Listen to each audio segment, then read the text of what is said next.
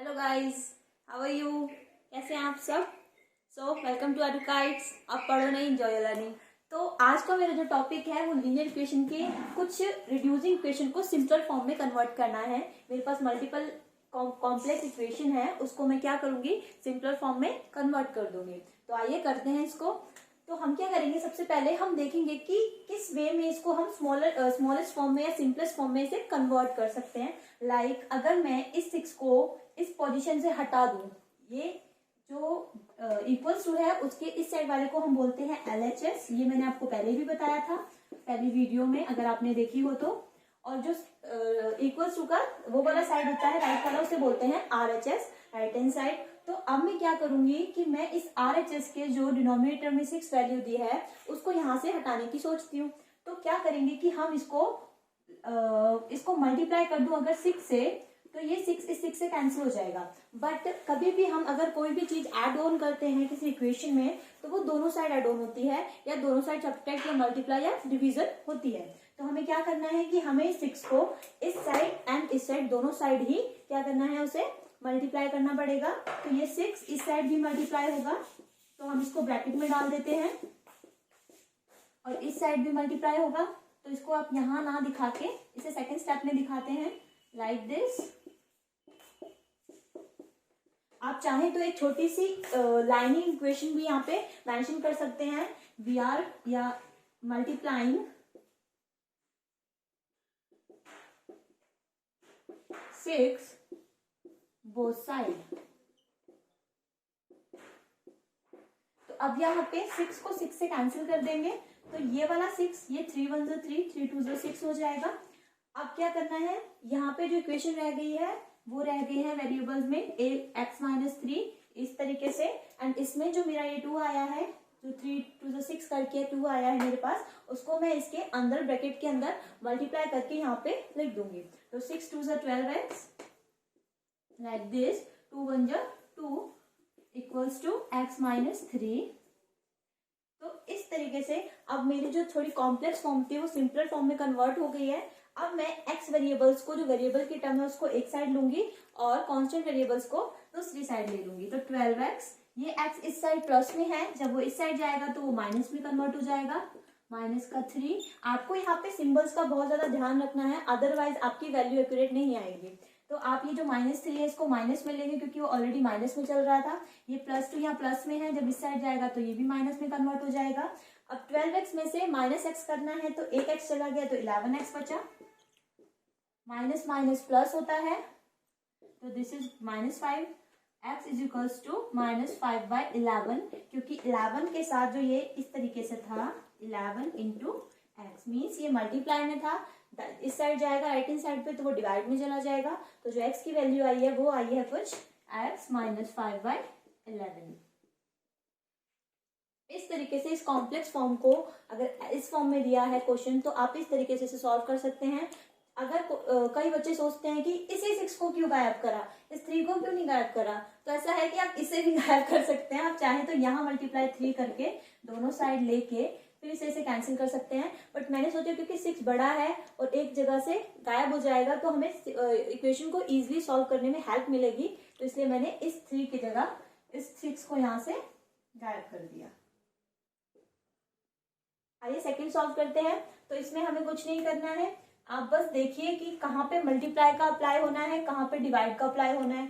तो हम क्या करेंगे कि मैंने इसको पहले, क्योंकि थोड़ी कॉम्प्लेक्स इक्वेशन है तो बच्चों को एक साथ सॉल्व करने में थोड़ी सी दिक्कत आती है, प्रॉब्लम आती है। तो हम क्या करते हैं कि मैं इस LHS को अलग सॉल्व कर लूं और इस RHS को अलग सॉल्व कर लूं।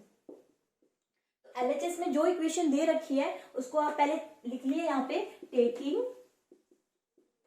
LHS। जब आपने LHS लिया तो यहाँ पे आ गया 5x माइनस 2, 2x माइनस 7। अब आप यहाँ पे देखिए कि यहाँ पे क्या अप्लाई होगा, क्योंकि 5x माइनस 2 हम माइनस तो करते हैं बट यहाँ पे ब्रैकेट अप्लाई है, तो आपको पहले ब्रैकेट की इक्वेशन को सॉल्व करना पड़ेगा। तो ब्रैकेट की इक्वेशन को सॉल्व करते हैं, 5x माइनस 2 2 जा 4x। आप हमेशा सिंबल्स का ध्यान रखिए, माइनस को माइनस से मल्टीप्लाई करना है, माइनस माइनस प्लस हो जाता है। तो 7 2 जा 14, 5x में से 4x की वैल्यू को माइनस किया तो वो बचा सिर्फ सिंगल x, प्लस 14। ये आपका यहाँ पे LHS कंफर्म मतलब कंप्लीट हुआ है। अब आपको RHS सॉल्व करना है, तो taking RHS is 3x minus 1 plus 7/2। क्योंकि ये जो टर्म दिया है ये रैशनल नंबर की तरह दी है, तो आपको इसको थोड़ा सा सिंपलर फॉर्म में, एक सिंगल फॉर्म में कन्वर्ट करना होगा। तो हम क्या करेंगे कि हम दोनों साइड का एलसीएम ले लेते हैं। तो ये 2 इसका एलसीएम आ गया, 1 2 जा 2 एंड 2 2 जा 4, 4 3x माइनस 1 प्लस 7। तो मैं इसको आगे बताती हूँ। 4 3 जा 12x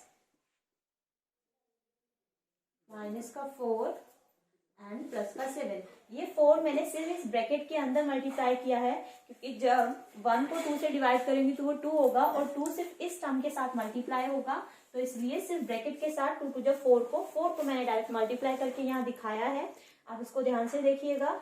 उसके बाद यहाँ पे जो इसके नीचे 2 बचा है उसको हम क्या करेंगे, क्योंकि यहाँ डिवाइड में है, जब RHS के साइड ले जाएंगे तो वो उसको मल्टीप्लाई कर देगा। तो हम क्या करेंगे, अब मैं दोनों टर्म को एक साथ लिखती हूँ। x plus 14 equals to 12x minus 4 plus 7 divided by 2। ये 2 यहाँ डिवाइड में है, वो इस साइड जाएगा लेफ्ट हैंड साइड पे, तो वो मल्टीप्लाई में चला जाएगा। 2x plus 14 12x। यहाँ पे भी आप इसे सिंपलर सॉल्व कर लीजिए। 7 में से 4 गया, क्योंकि 7 प्लस का है तो प्लस का साइन आएगा।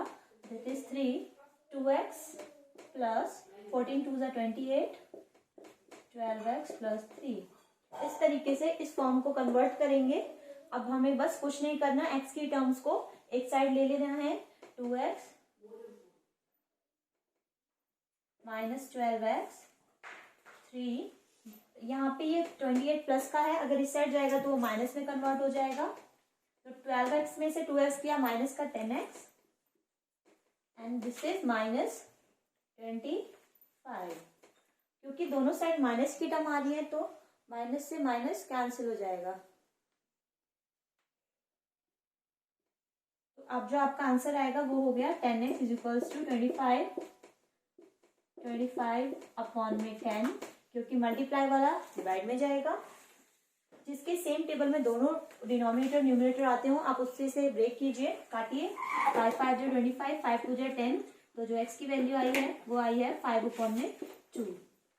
इस तरीके से हम एक कॉम्प्लेक्स फॉर्म को सिंपलर फॉर्म में कन्वर्ट करते हैं। अगर आपको लगता है कि क्वेश्चन थोड़ा सा लार्ज है तो आप उसको शॉर्ट फॉर्म में कन्वर्ट करने के लिए दोनों को अलग अलग सॉल्व कीजिए, एक साथ ना करके। उससे आपका थोड़ा जो माइंड है वो थोड़ा इजीली वर्क करेगा। अगर आप दोनों को एक साथ सॉल्व करेंगे तो आपको मल्टीप्लाई डिवाइड करने में थोड़ी सी कठिनाई हो सकती है। So better you can do this to solve with them differently. Okay, and this is the sum that I solve before. ये इस तरीके से था कि आप इसको डिवाइड की जगह यहाँ पे इसको भी 6 को या 3 को मल्टीप्लाई करके उसको काट सकते हैं, उससे आपका सम इजीली सॉल्व हो जाएगा। तो अब मैं जो आपको बताऊंगी कि ये जो इस तरीके के सम्स होते हैं, जिसमें देखिए ये कुछ 4 तरीके से अलग अलग डिवाइड करके कुछ बताया हुआ है सम्स में, इनको कैसे सॉल्व करेंगे। क्योंकि सिंपल वाले होते हैं, जो जैसे मान लीजिएगा इस तरीके से कुछ सम होते हैं, इसको इजीली सॉल्व हो जाता है कि हम वेरिएबल्स को एक तरफ कर देते और कांस्टेंट टर्म को एक तरफ करके फिर एलसीएम लेके इसको सॉल्व कर देते, वो इजी हो जाता। बट यहाँ पे देखिए ये तो चलो सिंपली मैंने 2 वाला लिया है, बट यहाँ पे मैंने 3 टाइम्स वाला भी लिया है और यहाँ पे मैंने 4 वाला भी लिया है। तो इस तरीके से इनको कैसे कन्वर्ट करेंगे वो मैं आपको बताती हूँ आज। तो आपको क्या करना है कि सबसे पहले देखिए कि इनका एलसीएम लेके क्या ये टर्म्स इक्वल एलसीएम में आ रही है या नहीं आ रही है। अगर आ रही है तो वेल एंड गुड, आप उसको सेम टेबल से, क्योंकि वो कट जाएगी। सपोज टू भी अगर यहाँ पे भी 9 और यहाँ पे भी 9 आता है तो वो 9 9 क्रॉस हो जाएगा, तो आपकी इक्वेशन इजीली सॉल्व हो जाएगी। लेकिन अगर नहीं आ रहा है तो फिर आपको क्या करना पड़ेगा वो भी मैं बता देती हूँ। हम क्या करेंगे, सबसे पहले इसको चेक करेंगे कि इसका एलसीएम कितना आएगा। 5 और 2 का एलसीएम आएगा। सिंपली 5 और 2 का एलसीएम को हम इस तरीके से कैलकुलेट करते हैं। 5 1 जो 5, 2 को छोड़ा क्योंकि 5 के टेबल में 2 नहीं आता, एंड 2 1 जो 2, तो 5 2 जा 10, तो इसका एलसीएम आ गया 10। ये तरीका बहुत 8 क्लास के बच्चों के लिए बहुत इजी है, बट अगर आप इस तरीके को अपने माइंड में ही सॉल्व करने की कोशिश करें तो बहुत अच्छा रहेगा।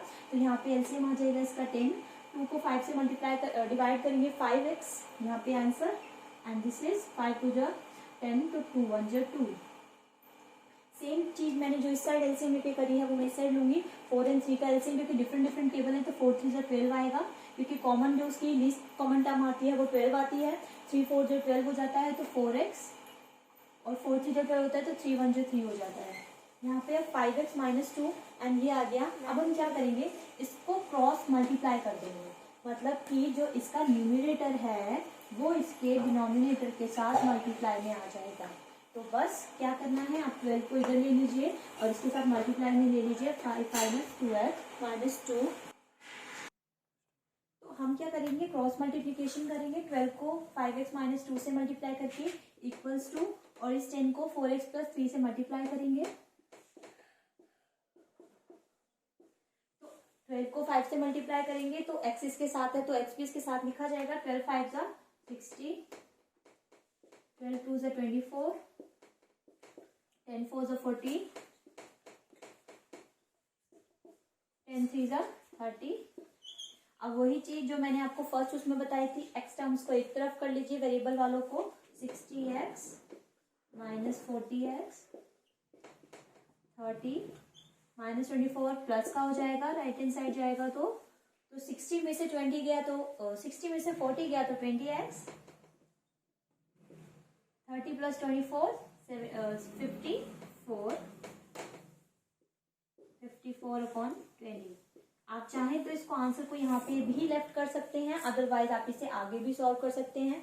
किसी भी टेबल में, सेम टेबल में अगर ये डिजिट आती हैं तो आप उसको काट सकते हैं। तो मैं अगर इसे 2 के टेबल से भी काट सकती हूँ, 2 2 जा 4, 2 7 जा 14, 10। इसके बाद ये आगे नहीं कटेगा क्योंकि ये एक और टर्म है, ये एक इवन टर्म है, तो आंसर कुछ इस तरीके से ही आएगा आपका। इस तरीके से इस क्वेश्चन को सॉल्व करेंगे। अलग अलग अगर इसे ऐसे रेशनल नंबर्स को ऐसे डिवाइड करके दे रखा है तो किस तरीके से सॉल्व करेंगे। अब कुछ ये मैंने जो क्वेश्चन लिया है, कुछ बच्चों को प्रॉब्लम होती है कि सारे क्वेश्चन एक्स के टर्म में होते हैं तो वो एक्स के क्वेश्चंस को सॉल्व तो कर लेते हैं, बट अगर वेरिएबल को चेंज कर दे तो उनके दिमाग में कंफ्यूजन सी आ जाती है कि वेरिएबल क्यों चेंज हो गया है। तो मैंने यहाँ पे एक एन वेरिएबल का क्वेश्चन लिया है, तो यहाँ पे वही चीज करी मैंने। यहाँ पे जैसे जहां मेरे को एलसीएम लेने की जरूरत पड़ रही है वहां हम एलसीएम ले रहे हैं। तो देखिए ये तीनों एक इवन नंबर हैं और तीनों एक टेबल में आते हैं, 2 के टेबल में आते हैं। तो हम यहाँ पे क्या करेंगे, या फिर क्योंकि 4 और 6 सेम टेबल में नहीं आता है तो हम इसका एलसीएम एक बार देख लेते हैं।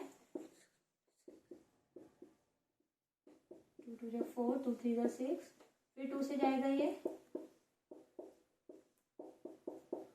तो 2 2 जा 4, 4 3 जा 12। 12 एक ऐसा लीस्ट टर्म है जो तीनों के टेबल में आती है, तो हम यहाँ पे इसका एलसीएम 12 ले लेंगे। 2 के टेबल में 12 6 पे आता है तो वो 6n हो जाएगा मल्टीप्लाई होके, माइनस 4 के टेबल में 12 3 पे आता है तो 3 3 जा 9n, प्लस इन साइन को कभी चेंज नहीं करना है, जो साइन ऊपर से चलता आ रहा है वही नीचे रहेगा। ये नहीं कि यहाँ माइनस है तो यहाँ प्लस हो जाए, ऐसा नहीं होता है। तो 6 2 जा 12, 5 2 जा 10n हो जाएगा, इक्वल्स टू में 21 आ गया। अब ये जो 12 है ये इसके मल्टीप्लाई डिवाइड में है, जब वो राइट हैंड साइड पे जाएगा तो वो मल्टीप्लाई में हो जाएगा। तो आप इस इक्वेशन को ऐसे ही लिख लीजिए।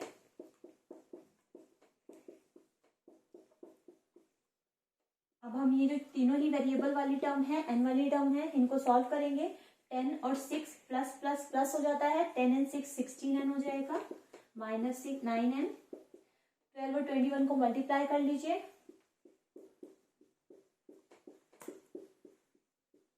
252 आंसर आएगा आपका। 6 में से 9 गया, यहाँ पे बचा 7n, 252 एन 7 इसके साथ मल्टीप्लाई में है, जब वो राइट हैंड साइड पे जाएगा तो वो डिवाइड में कन्वर्ट हो जाएगा। तो हम यहाँ पे 252 को डिवाइड कर देंगे 7 से, 7 3 जा 21, बचा 4, 7 6 जा 42। तो एन की जो वैल्यू आई यहाँ पे आई 36। तो इस तरीके से अगर वेरिएबल चेंज हो भी जाता है तो उस पर कोई फर्क नहीं पड़ता है, आपको सिर्फ क्वेश्चन को स्टेप बाय स्टेप फॉलो करते जाना है, सॉल्व करते जाना है, आपका क्वेश्चन सॉल्व होता जाएगा। अगर क्वेश्चन इस तरीके से दिया हो जहाँ पे क्वेश्चन में अपॉन के नंबर्स भी हो और एक सिंपल नंबर भी हो तो आप इसे कैसे सॉल्व करेंगे आइए बताती हूँ। तो हम क्या करेंगे, पहले एक्स वाली टर्म्स को एक तरफ कर लेते हैं और जो नॉन एक्स टर्म है या फिर कॉन्स्टेंट टर्म्स हैं उनको एक तरफ कर लेते हैं। एक्स माइनस 8x प्लस 3, ये माइनस वाला है, इसको हम इस साइड ले जाएंगे तो वो प्लस में चला जाएगा 5x, यहाँ पर लेफ्ट रह गया 17/6 और ये जो +7 है इस साइड जाएगा तो ये माइनस में कन्वर्ट हो जाएगा।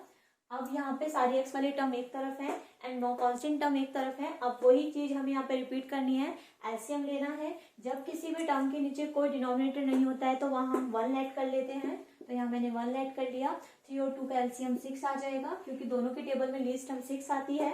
1 को 6 से डिवाइड करेंगे तो 6 पे ही कटेगा, क्योंकि 1 एक ऐसा नंबर है उसको कभी किसी चीज से डिवाइड करो तो उसी नंबर पे कटता है। तो 6x हो जाएगा। ये 3 के टेबल में 6 2 पर आता है तो 8 2 16 हो जाएगा। 2 के टेबल में 6 3 पे आता है तो 3 5 15x हो जाएगा। इक्वल्स टू में चाहे तो आप इसको अलग अलग करके, अगर आपको कॉम्प्लेक्स लगता है तो लेफ्ट हैंड साइड लेके राइट हैंड साइड लेके टेकिंग करके आप अलग अलग सॉल्व कर सकते हैं। अगर इजी लगता है तो आप दोनों को एक साथ सॉल्व कर सकते हैं। यहाँ मैंने एलएचएस को सॉल्व किया, अब मैं आरएचएस को सॉल्व करूंगी। यहाँ पर भी एलसीएम नहीं, वो डिनोमिनेटर नहीं है तो यहाँ मैंने 1 ऐड कर लिया। 6 1 का एलसीएम लिया तो 6 एलसीएम आया। 6 को 6 से डिवाइड करा 1, 71 या 71 एंड 1 को 6 से करा तो 6, 7 6 42। 6x माइनस 16x प्लस ये 6 इस 6 से कैंसिल हो जाएगा, क्योंकि वही चीज अगर यहाँ डिवाइड वाली है इधर मल्टीप्लाई में जाएगी तो 6 6 से क्रॉस हो जाएगा। तो यहाँ पे जो मेरा नंबर रह गए वो ये रह गए हैं 6x माइनस 16x प्लस का 15x इक्वल्स टू में नंबर है 17 माइनस 42। जो प्लस वाले नंबर्स हैं उनको प्लस में ऐड कर लीजिए। 15 एंड 6 को 21x माइनस का 16x, number plus minus minus हो जाएगा। यहाँ पे माइनस का साइन लेंगे क्योंकि 42 इज ग्रेटर देन 70, तो जो भी हम नंबर लेंगे आंसर आएगा वो माइनस की टर्म में आएगा। तो 42 में से इसको माइनस करते हैं। 12 में से 7 गया 5, 3 में से 1 गया 2, 25 प्लस माइनस माइनस, लेकिन जो नंबर है बिगर नंबर है उसके आगे प्लस का साइन है तो यहाँ पे आंसर प्लस में आएगा। 21 माइनस 16, तो 21 में से 16 बचा तो गया तो बचा आपका 5x माइनस 25। ये x यहाँ मल्टीप्लाई में इस साइड जाएगा डिवाइड में चला जाएगा तो 5 5 25। तो यहाँ पे जो x की वैल्यू आई है वो माइनस की टर्म में आई है -5। तो इस तरीके से जो क्वेश्चन अगर कॉम्प्लेक्स में दे रखे हैं अपॉन में देके तो आप उनको सिंपली एलसीएम में कन्वर्ट कीजिए। अगर x के टर्म्स थोड़ी सी बिखरी हुई हैं राइट और लेफ्ट की तरफ तो आप उनको एक साइड कीजिए, या तो लेफ्ट पे कीजिए राइट पे कीजिए, उसके बाद उन्हें सॉल्व करने की कोशिश कीजिए इस तरीके से। और वेरिएबल अगर डिफरेंट लेते हो तो उससे कोई इफेक्ट नहीं पड़ता। आप क्वेश्चन को स्टेप बाय स्टेप सॉल्व कीजिए, वो सॉल्व इजीली होगा। इस तरीके से क्वेश्चन को सॉल्व किया जाएगा। अगर आपको कोई डाउट हो तो आप मेरे कमेंट बॉक्स में उस डाउट को बताइए, मैं उसको सॉल्व जरूर करूंगी।